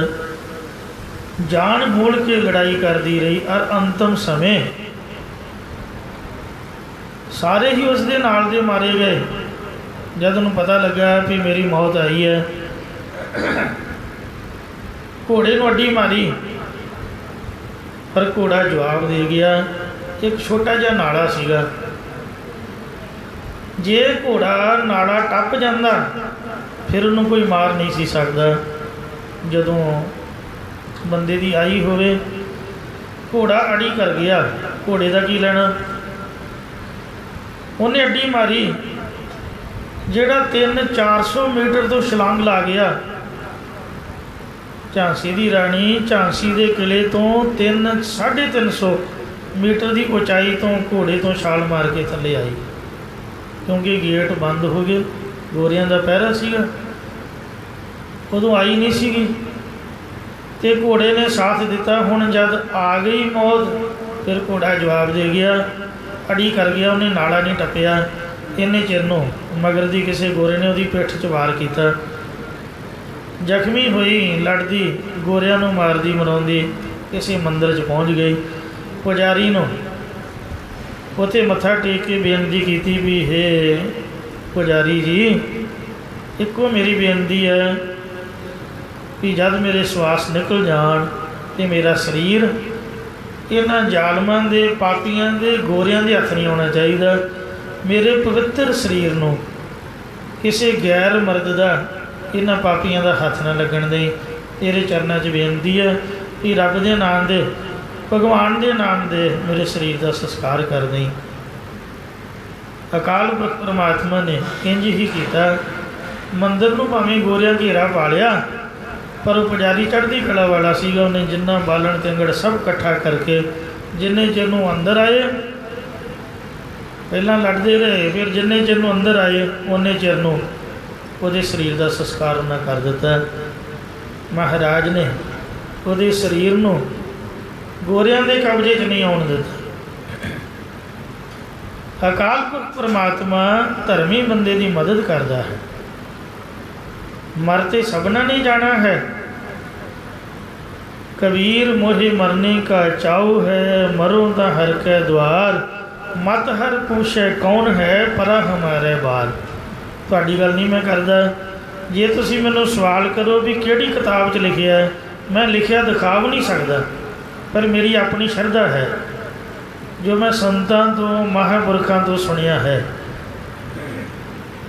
ਚਮਕੌਰ ਸਾਹਿਬ ਗੁਰਦੁਆਰਾ ਕਤਲਗੜ੍ਹ ਸਾਹਿਬ, ਜੋ ਵੱਡੇ ਸਾਹਿਬਜ਼ਾਦਿਆਂ ਦਾ ਪਵਿੱਤਰ ਸ਼ਹੀਦੀ ਅਸਥਾਨ ਹੈ। ਕਲਗੀਧਰ ਮਹਾਰਾਜ ਗੜ੍ਹੀ ਸਾਹਿਬ ਉੱਪਰ ਬਾਰੀ ਦੇ ਵਿੱਚ ਬੈਠੇ ਹੋਏ ਸਨ, ਵੀਰ ਆਸਣ, ਤੇ ਸਾਹਿਬਜ਼ਾਦੇ ਜੂਝ ਕੇ ਸ਼ਹੀਦੀਆਂ ਪਾ ਗਏ ਮਹਾਰਾਜ ਦੇ ਪਿਆਰ ਦੇ ਵਿੱਚ। ਸਰੀਰ ਛਲਨੀ ਛਲਨੀ ਹੋ ਗਿਆ। ਗਗਨ ਦਮਾਮਾ ਬਾਜਿਓ, ਪਰਿਓ ਨਿਸ਼ਾਨੇ ਘਾਓ, ਖੇਤ ਜੋ ਮਾਂਡਿਓ ਸੂਰਮਾ, ਅਬ ਜੂਝਨ ਕੋ ਦਾਓ, ਸੂਰਾ ਸੋ ਪਹਿਚਾਨੀਏ, ਜੋ ਲਰੇ ਦੀਨ ਕੇ ਹੇਤ, ਪੁਰਜਾ ਪੁਰਜਾ ਕੱਟ ਮਰੈ ਕਬਹੂ ਨ ਛਾੜੈ ਖੇਤ। ਗੁਰੂ ਗੋਬਿੰਦ ਸਿੰਘ ਮਹਾਰਾਜ ਵੱਲ ਮੁੱਖ ਕਰਕੇ ਫਤਿਹ ਬੁਲਾਈ ਵੀ ਸੱਚਿਆ ਪਾਤਸ਼ਾਹ ਸਾਡੀ ਸੇਵਾ ਲੇਖੇ ਲਾ ਲਈ। ਵਾਹਿਗੁਰੂ ਜੀ ਕਾ ਖਾਲਸਾ ਵਾਹਿਗੁਰੂ ਜੀ ਕੀ ਫਤਿਹ ਬੁਲਾ ਕੇ ਤੇ ਉਹਨਾਂ ਨੇ ਦੇਹ ਅਲੋਪ ਕਰ ਲਈ। ਸਰੀਰ ਉਹਨਾਂ ਦਾ ਭੁੰਜੇ ਡਿੱਗਿਆ, ਕਿਸੇ ਮੁਸਲਮਾਨ ਨੂੰ ਨਹੀਂ ਦਿਖਿਆ।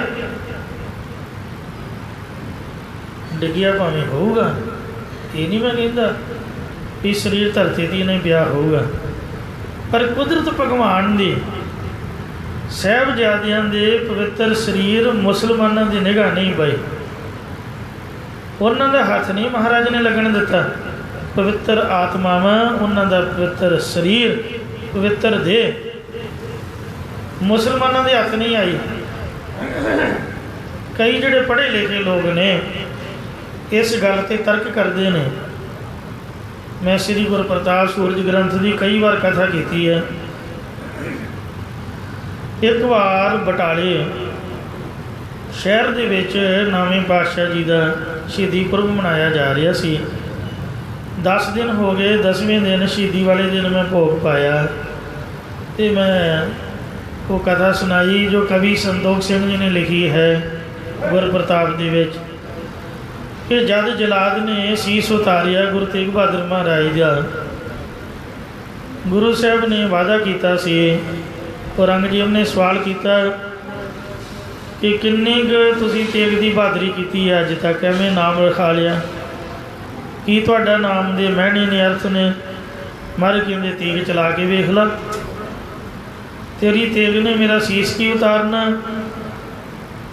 ਤਲਵਾਰ ਦੀ ਧਾਰ 'ਤੇ ਗੁੱਡੀ ਕਾਗਜ਼ ਰੱਖ ਕੇ ਨਰਮ ਧਾਗੇ ਨਾਲ ਬੰਨ੍ਹ ਕੇ ਤਲਵਾਰ ਚਲਾ ਕੇ ਵੇਖ, ਤੇਰੀ ਤਲਵਾਰ ਮੇਰੇ ਸੀਸ ਨੂੰ ਕੀ ਉਤਾਰਨਾ? ਉਹਦਾ ਧਾਗਾ ਅਤੇ ਕਾਗਜ਼ ਨਹੀਂ ਕੱਟ ਸਕੇਗੀ, ਵੇਖ ਲਾ।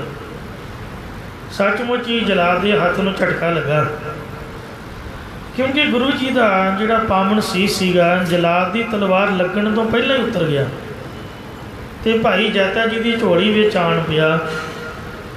ਜੋ ਮਹਾਰਾਜ ਨੇ ਉਹਨੂੰ ਸਮਝਾਇਆ ਸੀ ਕਿ ਗੁਰਮੁਖਾ ਜਦ ਇਹ ਭਾਣਾ ਹੋਣਾ ਹੈ 1:10 'ਤੇ ਭਾਣਾ ਹੋਇਆ।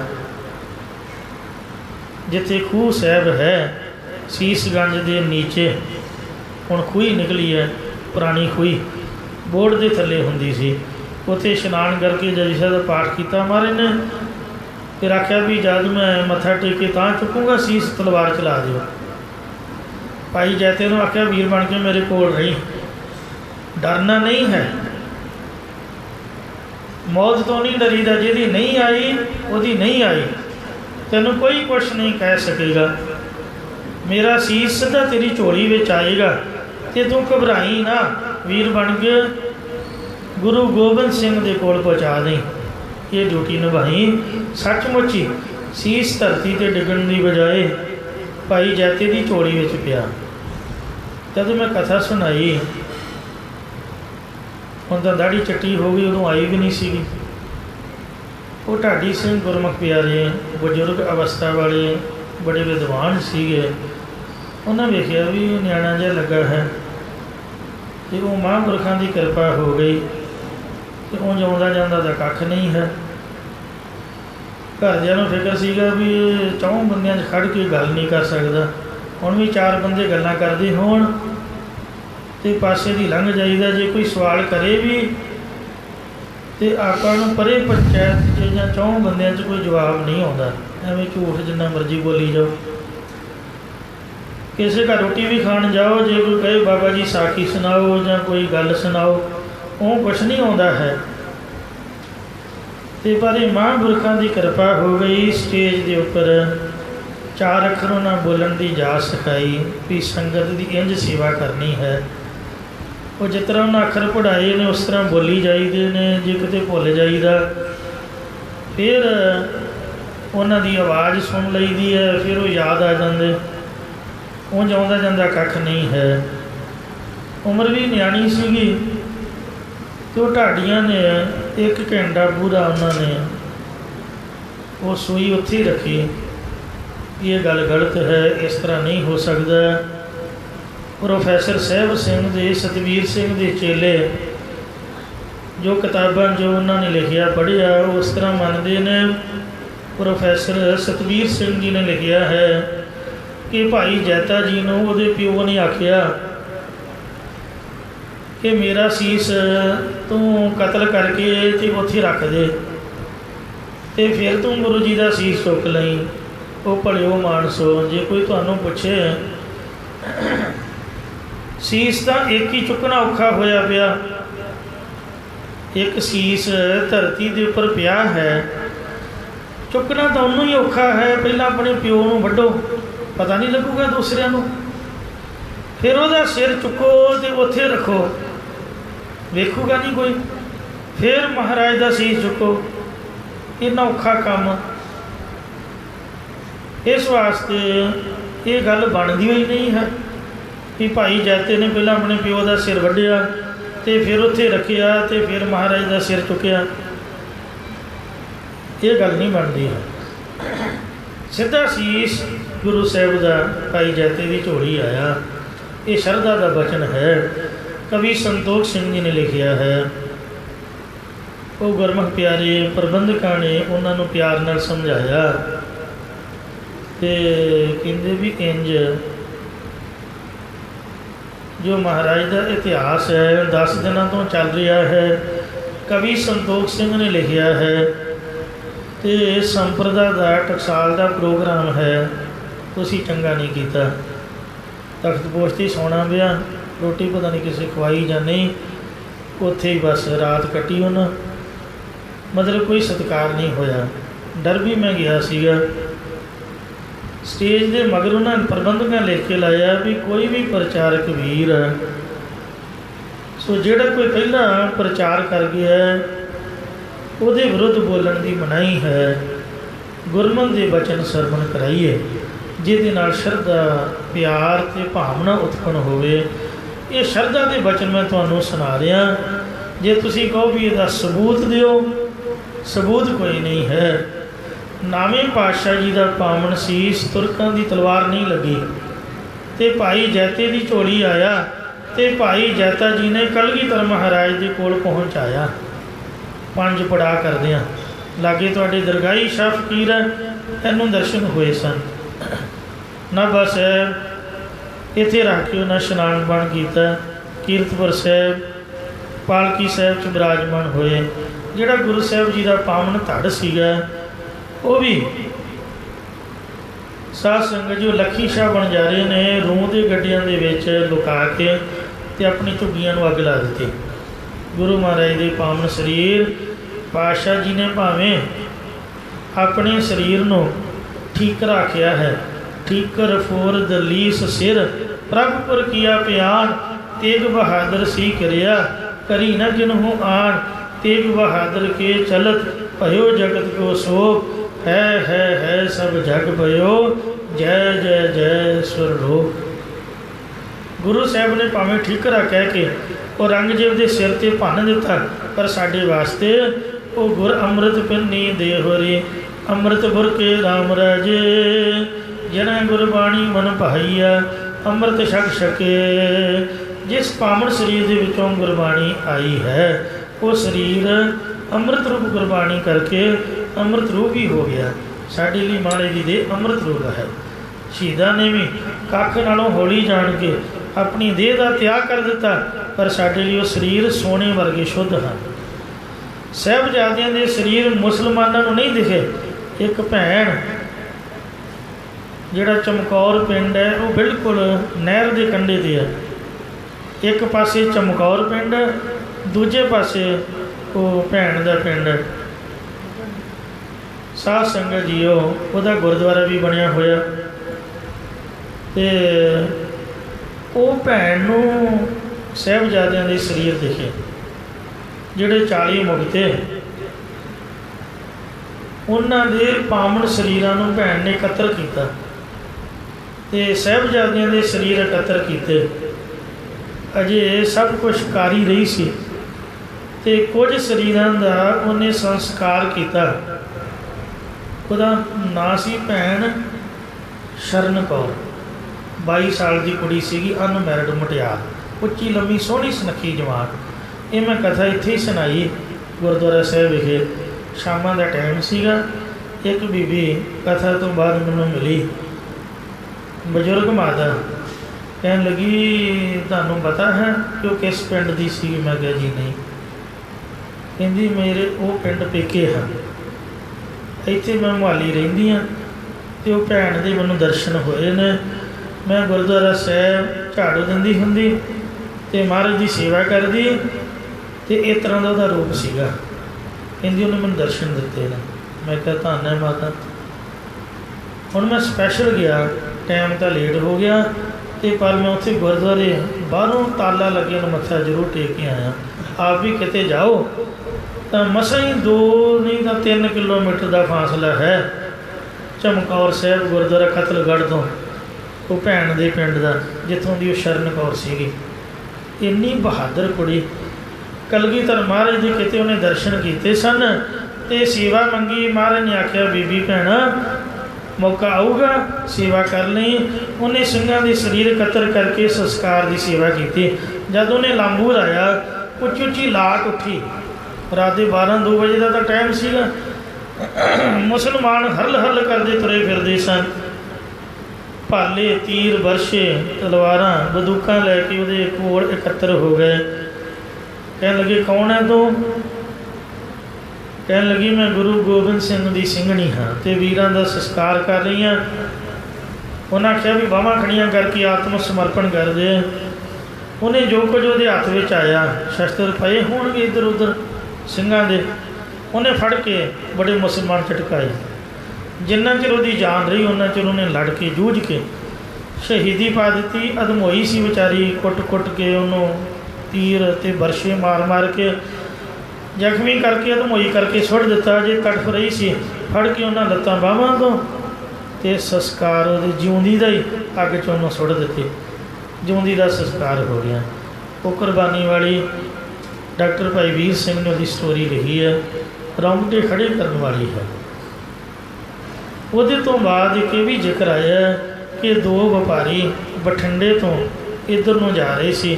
ਰਸਤੇ 'ਚ ਚਮਕੌਰ ਸਾਹਿਬ ਬਾਰੇ ਉਹਨਾਂ ਨੂੰ ਪਤਾ ਲੱਗਾ।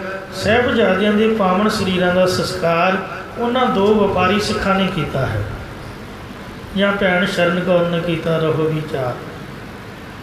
ਮੇਰੇ ਅੱਜ ਦੀ ਕਥਾ ਦਾ ਪ੍ਰਕਰਨ ਹੈ ਮੱਛੀ, ਪਪੀਆ ਅਤੇ ਹਰਨ ਅਤੇ ਭੌਰਾ। ਇਹ ਸਾਰੇ ਪ੍ਰੇਮ ਕਰਦੇ ਨੇ। ਮੱਛੀ ਪਾਣੀ ਨਾਲ, ਭੌਰਾ ਵਾਸ਼ਨਾ ਸੁਗੰਧੀ ਨਾਲ, ਪਪੀਆ ਬੱਦਲ ਦੀ ਸਵਾਂਤੀ ਬੂੰਦ ਨਾਲ, ਅਤੇ ਭੌਰਾ ਫੁੱਲ ਦੀ ਸੁਗੰਧੀ ਨਾਲ, ਹਰਨ ਘੰਡੇ ਖੇੜੇ ਦੀ ਆਵਾਜ਼ ਨਾਲ। ਪਰ ਇਹ ਚੀਜ਼ਾਂ ਉਹਨਾਂ ਨਾਲ ਪ੍ਰੇਮ ਨਹੀਂ ਕਰਦੀਆਂ। ਪਰ ਜਿਹੜੇ ਸਤਿਗੁਰੂ ਮਹਾਰਾਜ ਜੀ ਦੇ ਸੰਤ ਨੇ, ਮਹਾਰਾਜ ਦੇ ਸਿੰਘ ਨੇ, 10 ਰੁਪਈਏ ਗੋਲਕ 'ਚ ਮੱਥਾ ਟੇਕਣਾ ਔਖਾ ਜੇ ਅੱਜ ਕੱਲ੍ਹ ਦੇ ਮਾਹੌਲ ਜ਼ਮਾਨੇ 'ਚ। ਝੂਠ ਬੋਲਣ ਜਿੰਨਾ ਮਰਜ਼ੀ ਬੋਲੀ ਜਾਈਏ, ਕਿਉਂਕਿ ਸਰਦਾ ਹੀ ਨਹੀਂ ਹੈ। ਪਰ ਉਹਨਾਂ ਲੋਕਾਂ ਨੇ ਵੇਖੋ ਜਾਨ ਦੇ ਦਿੱਤੀ ਮਹਾਰਾਜ ਨੂੰ। ਜਿਸ ਵਾਹਿਗੁਰੂ ਨੇ ਸਰੀਰ ਬਖਸ਼ਿਆ ਹੋਇਆ ਸੀਗਾ, ਪੈਸੇ ਦੇਣੇ ਕਿਸੇ ਨੂੰ, ਕੱਪੜੇ ਦਾ ਦਾਨ ਕਰਨਾ, ਕਿਸੇ ਨੂੰ ਰੋਟੀ ਖਵਾਉਣੀ ਸੌਖੀ ਜੇ। ਮਹਾਰਾਜ ਦੇ ਚਰਨਾਂ 'ਚ ਸੋਨਾ ਵੀ ਆਪਾਂ ਭੇਟਾ ਕਰ ਸਕਦੇ ਹਾਂ, ਅਤੇ ਪਰ ਜੇ ਸ਼ਹੀਦੀ ਵਾਲੀ ਗੱਲ, ਇਹ ਬੜਾ ਔਖਾ ਹੈ। ਸਰੀਰ ਦੇਣਾ ਬੜਾ ਔਖਾ ਹੈ, ਜਾਨ ਭੇਟਾ ਕਰਨੀ ਬੜੀ ਔਖੀ ਹੈ। ਤੇਰੋ ਕੀਆ ਤੁਝੇ ਕਿਆ ਰਖੋ, ਨਾਮ ਤੇਰਾ ਤੋਂ ਹੀ ਚਵਰ ਢੁਲਾਰੇ। ਕਿਸੇ ਦੇ ਪਿਆਰ ਦੇ ਵਿੱਚ ਹੀ ਬੰਦਾ ਜਾਨ ਦੇ ਸਕਦਾ। ਦੁਨੀਆ ਇੱਕ ਦੂਜੇ ਮਗਰ ਟੁੱਟ ਟੁੱਟ ਮਰਦੀ ਹੈ, ਪਰ ਗੁਰੂ ਦੇ ਸਿੰਘ ਮਹਾਰਾਜ ਦੇ ਪਿਆਰ ਵਾਲੇ ਸੰਤ ਜਿੰਨਾ ਚਿਰ ਜਿਉਂਦੇ ਰਹਿੰਦੇ ਨੇ, ਧੰਨ ਬਾਬਾ ਦੀਪ ਸਿੰਘ ਵਾਂਗ ਮਾਲਾ ਫੇਰਦੇ ਰਹਿੰਦੇ, ਜਪਜੀ ਸਾਹਿਬ ਦੇ ਪਾਠ ਕਰਦੇ ਰਹਿੰਦੇ। ਪਰ ਜਦ ਧਰਮ ਨੂੰ, ਪੰਥ ਨੂੰ ਲੋੜ ਪਏ ਅਤੇ ਮਰਨ ਲੱਗਿਆ ਸਰੀਰ ਨੂੰ ਲੁਕਾ ਕੇ ਨਹੀਂ ਰੱਖਦੇ। ਇਹ ਮਰਨਾ ਤਾਂ ਹੈ ਹੀ ਹੈ। ਜੋ ਤੋ ਪ੍ਰੇਮ ਖੇਲਣ ਗਾ ਚਾਓ, ਸਿਰ ਧਰ ਤਲੀ ਗਲੀ ਮੇਰੀ ਆਓ। ਤੇ ਤੂੰ ਮਾਰਗ ਪੈਰ ਤਰੀਜੈ, ਸਿਰ ਦੀਜੈ ਕਾਣ ਨਾ ਕੀਜੈ। ਸੀਸ ਪੇਟਾ ਕਰ ਦਿੰਦੇ ਹਨ। ਇਹਨਾਂ ਉਹਨਾਂ ਦਾ ਪਿਆਰ ਗੁਰੂ ਮਹਾਰਾਜ ਦੇ ਚਰਨ ਕਮਲਾਂ ਦੇ ਨਾਲ ਹੈ। ਉਹਨਾਂ ਪਿਆਰੇ ਭੌਰਿਆਂ ਨੇ ਵੇਖੋ ਚਮਕੌਰ ਦੀ ਜੰਗ ਦੇ ਵਿੱਚ 40 ਮੁਕਤਿਆਂ ਨੇ ਅਸੀਸ ਵਾਰਿਆ। ਫਿਰ ਗੁਰਦੁਆਰਾ ਟੁੱਟੀ ਗੰਢੀ ਸਾਹਿਬ ਉੱਥੇ ਵੀ 40 ਮੁਕਤੀਆਂ ਬਾਬਤ ਆਉਂਦਾ, ਪਰ 40 ਨਾਲੋਂ ਜ਼ਿਆਦਾ ਸਨ। ਮਾਝੇ ਦੇ ਸਿੱਖ ਜ਼ਿਆਦਾ ਮਸ਼ਹੂਰ ਹੋ ਗਏ ਕਿਉਂਕਿ ਉਹਨਾਂ 'ਚ ਭਾਈ ਮਾਨ ਸਿੰਘ ਨੇ ਬਦਾਵਾ ਪੜਾਇਆ, ਹੈ ਮਲਵਈ ਵੀ ਸੀਗੇ। ਇਹ ਨਹੀਂ ਵੀ ਇਕੱਲੇ ਮਾਝੇ ਦੇ ਸ਼ਹੀਦ ਹੋਏ, ਮਾਲਵੇ ਦੇ ਵੀ ਵਿੱਚ ਸ਼ਹੀਦ ਹੋਏ। 2 ਪਗੜਾਣੇ ਦੇ ਨੇ ਜੀ। 2 ਪਗੜਾਣੇ ਦੇ ਸਨ ਕਹਿੰਦੇ। ਮੁਕਤਸਰ ਸਾਹਿਬ ਰਹਿਣ ਦਾ ਮੌਕਾ ਮਿਲਿਆ। ਜਦੋਂ ਮਾਘੀ ਦਾ ਮੇਲਾ ਹੁੰਦਾ, ਜਿਹੜੇ ਗੁਰਮੁਖ ਪਿਆਰੇ ਸੇਵਾਦਾਰ ਨੇ ਉੱਥੋਂ ਦੇ ਵਸਨੀਕ ਹਨ, ਜਿੱਥੇ ਮਹਾਰਾਜ ਨੇ ਇਕੱਠਿਆਂ ਦਾ ਸੰਸਕਾਰ ਕੀਤਾ। ਸਾਰੇ ਸਿੰਘਾਂ ਨੂੰ ਇੱਕੋ ਹੀ ਚਿਖਾ ਦੇ ਉੱਪਰ ਲਿਟਾ ਕੇ ਇਕੱਠਾ ਬਾਲਣ ਪਾ ਕੇ ਆਪਣੇ ਹੱਥੀਂ ਗੁਰੂ ਗੋਬਿੰਦ ਸਿੰਘ ਜੀ ਨੇ ਉਹਨਾਂ ਦੇ ਸਰੀਰਾਂ ਨੂੰ ਸਾਂਭਿਆ, ਅੰਤਮ ਸੰਸਕਾਰ ਕਰਕੇ ਤੇ ਉਹਨਾਂ ਦੇ ਨਾਮ 'ਤੇ ਮੁਕਤੀ ਦਾ ਸਰੋਵਰ ਲਾ ਦਿੱਤਾ, ਪਰ ਵਰ ਦਿੱਤਾ ਕਿ ਜਿਹੜਾ ਵੀ ਸਰੋਵਰ ਦੇ ਵਿੱਚ ਇਸ਼ਨਾਨ ਕਰੇਗਾ ਉਹ ਮੁਕਤ ਹੋ ਜਾਏਗਾ। ਜਿੱਥੇ ਗੁਰਦੁਆਰਾ ਅੰਗੀਠਾ ਸਾਹਿਬ ਹੈ, ਗੁਰਦੁਆਰਾ ਟੁੱਟੀ ਗੰਢੀ ਦੀ ਬਿਲਕੁਲ ਬੈਕ ਸਾਈਡ 'ਤੇ, ਉੱਥੇ 40 ਅਖੰਡ ਪਾਠ ਸਾਹਿਬਾਂ ਦੇ ਭੋਗ ਪੈਂਦੇ ਸਨ। ਹੁਣ ਤਾਂ ਮੈਂ ਕਦੀ ਗਿਆ ਨਹੀਂ ਹਾਂ। ਜੋੜ ਮੇਲੇ ਤੋਂ ਪਹਿਲਾਂ ਮਾਘੀ ਵਾਲੇ ਦਿਨ 40 ਪਾਠਾਂ ਦੀ ਸੰਪੂਰਨਤਾ ਹੁੰਦੀ ਅਤੇ ਸਾਰੇ ਮੁਫਤ ਨਿਸ਼ਕਾਮਤਾ ਦੇ ਨਾਲ ਰੌਲਾ ਲਾਉਂਦੇ, ਪਿਆਰ ਨਾਲ ਪਾਠ ਕਰਦੇ। ਐਸੀ ਗੁਰਸਿੱਖਾਂ ਦਾ ਪ੍ਰੇਮ ਹੈ। ਜੀਵਨ ਸੰਗਮ ਤਿਸ ਧਣੀ। ਉਹ ਸੱਚੇ ਪਾਤਸ਼ਾਹ ਜੀ ਦੇ ਦਰਸ਼ਨ ਕਰਕੇ ਆਪਣਾ ਸਭ ਕੁਝ ਭੇਟਾ ਕਰ ਦਿੰਦੇ ਹਨ। ਮੁਖ ਦਿਖਾਉ ਪਲਕ। ਦੁਆਰਾ ਪਰਮੇਸ਼ਰ ਪਲ ਭਰ ਵੀ ਆਪਣਾ ਮੁਖੜਾ ਸੰਤ ਜਨਾਂ ਨੂੰ ਵਿਖਾ ਦਿੰਦਾ, ਭਾਵ ਆਪਣੇ ਸਰੂਪ ਦੇ ਦਰਸ਼ਨ ਕਰਵਾ ਦਿੰਦਾ ਹੈ। ਛੱਡ ਆਨ ਨਾ ਡੇਊ ਚਿੱਤ। ਸੰਤ ਜਨ ਦਰਸ਼ਨਾਂ ਨੂੰ ਤਿਆਗ ਕੇ ਹੋਰ ਦਵੈਤ ਵਾਲੇ ਪਾਸੇ ਵੱਲ ਆਪਣਾ ਚਿੱਤ ਨਹੀਂ ਦਿੰਦੇ। ਸੰਤ ਜਨ ਪਲਕ ਮਾਤਰ ਵੀ ਪਰਮੇਸ਼ਰ ਦੇ ਮੁਖੜੇ ਨੂੰ, ਭਾਵ ਦਰਸ਼ਨਾਂ ਨੂੰ ਛੱਡ ਕੇ ਹੋਰ ਪਾਸੇ ਚਿੱਤ ਨਹੀਂ ਦਿੰਦੇ ਹਨ। ਮਹਾਰਾਜ ਦੇ ਦਰਸ਼ਨ ਕਰਦੇ ਕਰਦੇ ਹੀ ਚੜ੍ਹਾਈ ਕਰ ਜਾਂਦੇ। ਧੰਨ ਬਾਬਾ ਬੁੱਢਾ ਸਾਹਿਬ ਜੀ ਨੂੰ ਗੁਰੂ ਹਰਗੋਬਿੰਦ ਸਾਹਿਬ ਨੇ ਪੁੱਛਿਆ, ਕਹਿੰਦੇ ਬਾਬਾ ਜੀ ਤੁਹਾਡੇ ਮਨ ਦੀ ਕੀ ਇੱਛਾ ਹੈ? ਕਿਉਂਕਿ ਬਾਬਾ ਜੀ 100 ਸਾਲ ਤੋਂ ਤਾਂ ਉੱਪਰ ਉਮਰ ਵਾਲੇ, ਅਵਸਥਾ ਵਾਲੇ ਔਰ ਬੜੇ ਪਿਆਰ ਵਾਲੇ ਸੀਗੇ। ਗੁਰੂ ਹਰਗੋਬਿੰਦ ਸਾਹਿਬ ਜੀ ਮਹਾਰਾਜ ਸ੍ਰੀ ਹਰਗੋਬਿੰਦਪੁਰ ਨਗਰ ਵਿਖੇ ਬਿਰਾਜਮਾਨ ਨੇ ਅਤੇ ਬਾਬਾ ਬੁੱਢਾ ਜੀ ਰਮਦਾਸ ਤੋਂ ਚੱਲ ਕੇ ਆਏ। ਮਹਾਰਾਜ ਕਹਿੰਦੇ ਬਾਬਾ ਜੀ ਤੁਸੀਂ ਇੰਨੀ ਅਵਸਥਾ ਵਿੱਚ ਇੰਨੀ ਖੇਚਲ ਕਰਦੇ ਹੋ, ਅਤੇ ਜਦ ਤੁਸੀਂ ਸਾਨੂੰ ਮਿਲਣਾ ਹੁੰਦਾ ਸਾਨੂੰ ਭਾਵੇਂ ਕਾਂ ਹੱਥ ਸੁਨੇਹਾ ਭੇਜ ਦਿਆ ਕਰੋ, ਅਸੀਂ ਖੁਦ ਆਪ ਤੁਹਾਡੇ ਕੋਲ ਚੱਲ ਕੇ ਆਇਆ ਕਰਾਂਗੇ।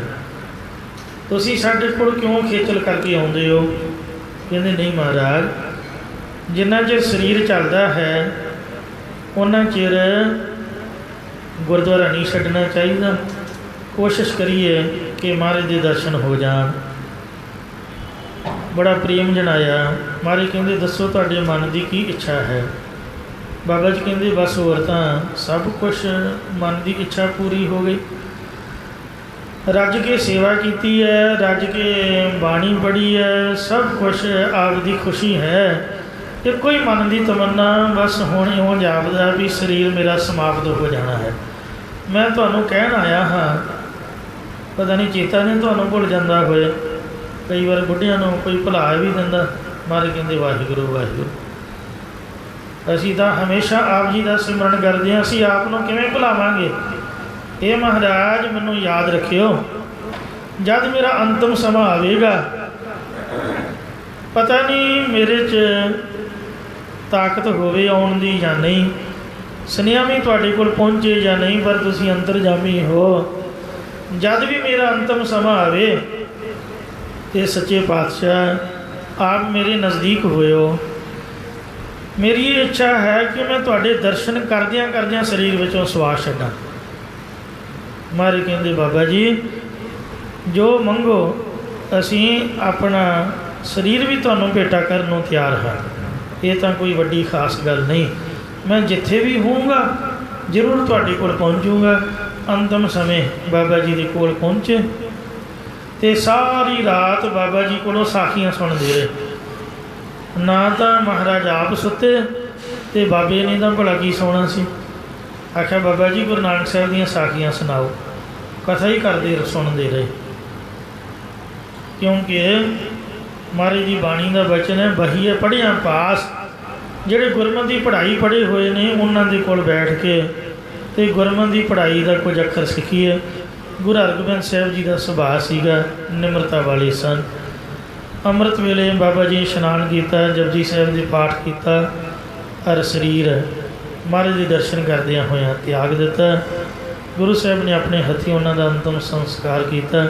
ਬਿਲਕੁਲ ਸੇਮ ਸਟੋਰੀ ਮਾਈ ਭਾਗ ਭਰੀ ਦੀ, ਜਿਹੜੀ ਕਸ਼ਮੀਰ ਦੀ ਰਹਿਣ ਵਾਲੀ, ਉਹਦੀ ਵੀ ਇਸੇ ਤਰ੍ਹਾਂ ਹੀ ਹੈ।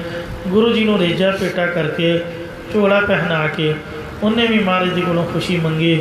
ਸੱਚੇ ਪਾਤਸ਼ਾਹ ਦਰਸ਼ਨ ਕਰਦਿਆਂ ਸਰੀਰ ਤਿਆਗਿਆ। ਫਿਰ ਮਹਾਰਾਜ ਨੇ ਆਪਣੇ ਹੱਥੀਂ ਅੰਤਮ ਸੰਸਕਾਰ ਕਰਕੇ ਤੇ ਉਹਦੀ ਅਰਦਾਸ ਕੀਤੀ। ਇਹ ਰੱਬ ਦੇ ਪਿਆਰਿਆਂ ਦਾ ਸਾਧ ਸੰਗਤ ਜੀ ਪ੍ਰੇਮ ਹੈ।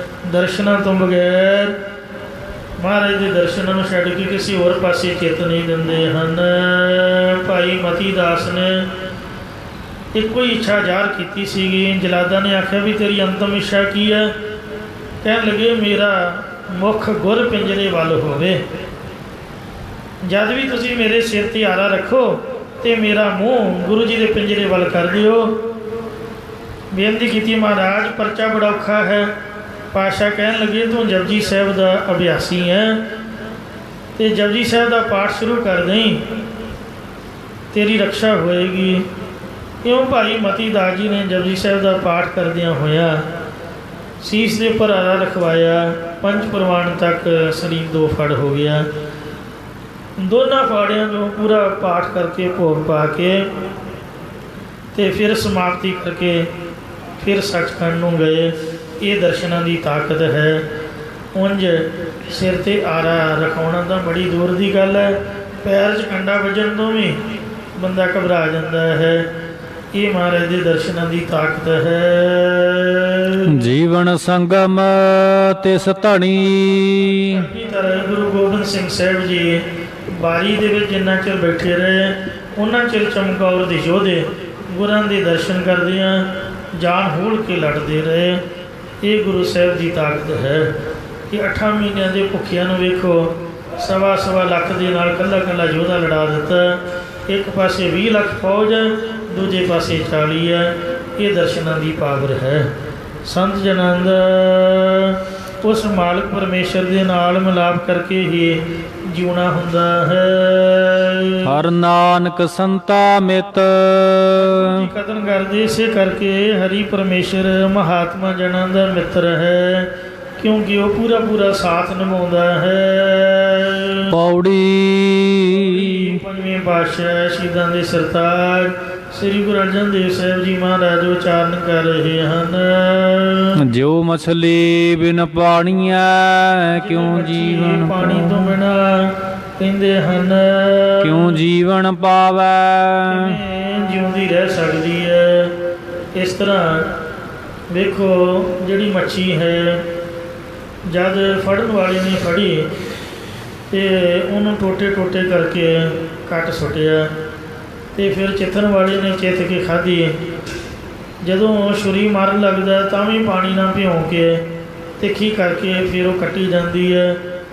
ਜਦ ਰਿੰਨ੍ਹਦੇ ਨੇ ਤਾਂ ਵੀ ਉਹ ਪਾਣੀ ਮੰਗਦੀ ਹੈ। ਜਦ ਢਿੱਡ ਵਿੱਚ ਜਾਂਦੀ ਹੈ ਤਾਂ ਵੀ ਸਰਦੀਆਂ ਦੇ ਦਿਨਾਂ ਦੇ ਵਿੱਚ ਵੀ ਮੱਛੀ ਵਾਲਿਆਂ ਨੂੰ ਬੜੀ ਪਿਆਸ ਤੰਗ ਕਰਦੀ ਹੈ। ਇਹ ਮੱਛੀ ਦੀ ਤਰ੍ਹਾਂ ਭਾਈ ਮਣੀ ਸਿੰਘ ਦਾ ਬੰਦ ਕੱਟਿਆ ਗਿਆ, ਪਰ ਸੁਖਮਨੀ ਸਾਹਿਬ ਨੇ ਬੋਲਿਆ। ਤੋ ਭਾਈ ਮਤੀ ਦਾਸ ਆਰੇ ਨਾਲ ਚੀਰਿਆ ਗਿਆ, 2 ਫਾੜ ਮੱਛੀ ਦੇ ਹੋ ਗਏ, ਪਰ ਪਾਣੀ ਦੀ ਤਰ੍ਹਾਂ ਬਾਣੀ ਨਹੀਂ ਬੋਲੇ। ਇਸੇ ਤਰ੍ਹਾਂ ਚਿੱਤ ਕੇ ਖਾਣ ਦੀ ਤਰ੍ਹਾਂ ਭਾਈ ਸ਼ਬੇਕ ਸਿੰਘ ਤੇ ਸ਼ਹਿਬਾਜ਼ ਸਿੰਘ ਤੁੰਬਾ ਹੋ ਕੇ ਉੱਡ ਗਏ, ਪਰ ਗੁਰਬਾਣੀ ਨਹੀਂ ਵਿਸਰੀ। ਐਸਾ ਉਹਨਾਂ ਦਾ ਪ੍ਰੇਮ ਹੈ। ਆ ਜੋਨ 84 ਦੇ ਘੱਲੋ ਘਾਰੇ ਵਿੱਚ ਇੱਕ ਭਾਈ ਰਛਪਾਲ ਸਿੰਘ ਪੀਏ ਨਾਮ ਦਾ ਗੁਰਮੁਖ ਹੁੰਦਾ ਸੀਗਾ। ਸੰਤ ਜਰਨੈਲ ਸਿੰਘ ਦਾ ਪੀਏ ਭਾਈ ਰਛਪਾਲ ਸਿੰਘ। ਇਹਦੀ ਘਰਵਾਲੀ ਦਾ ਨਾਮ ਬੀਬੀ ਪ੍ਰੀਤਮ ਕੌਰ।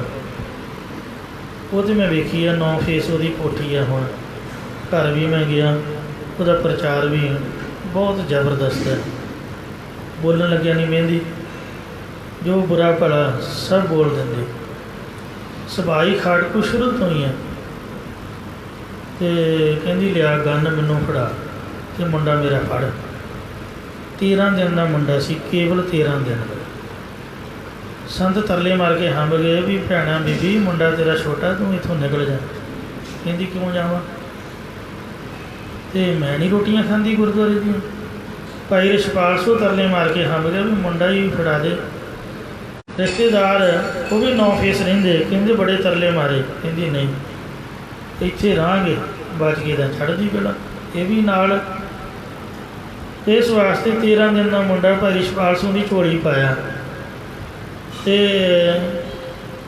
ਆਪ ਉਹਨੇ ਪਹਿਰਾ ਲਾਇਆ।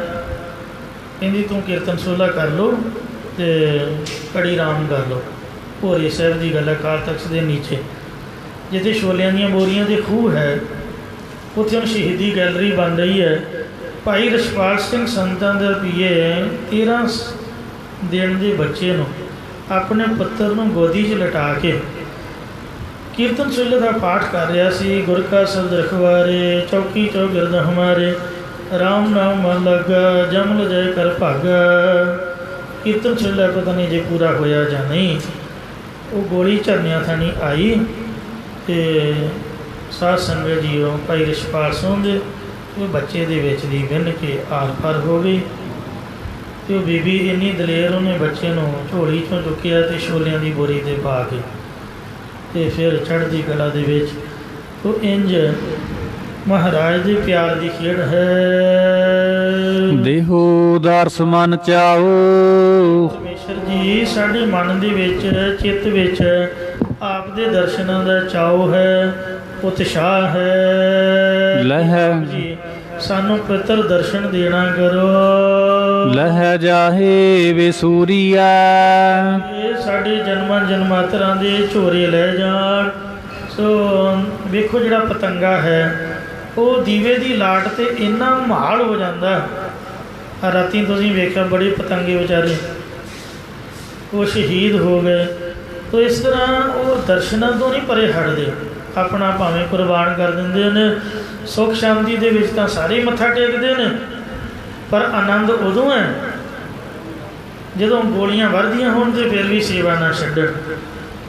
ਸਿੰਘ ਸਾਹਿਬ ਗਿਆਨੀ ਪੂਰਨ ਸਿੰਘ ਜੀ, ਸਿੰਘ ਸਾਹਿਬ ਗਿਆਨੀ ਮੋਹਨ ਸਿੰਘ ਜੀ, ਇਹ ਦੋਵੇਂ ਯੋਧੇ ਹੋਏ ਨੇ ਜਿਨ੍ਹਾਂ ਨੇ ਵਰਦੀਆਂ ਗੋਲੀਆਂ 'ਚ ਮਹਾਰਾਜ ਸੱਚੇ ਪਾਤਸ਼ਾਹ ਜੀ ਦੀ ਸੇਵਾ ਨਿਭਾਈ।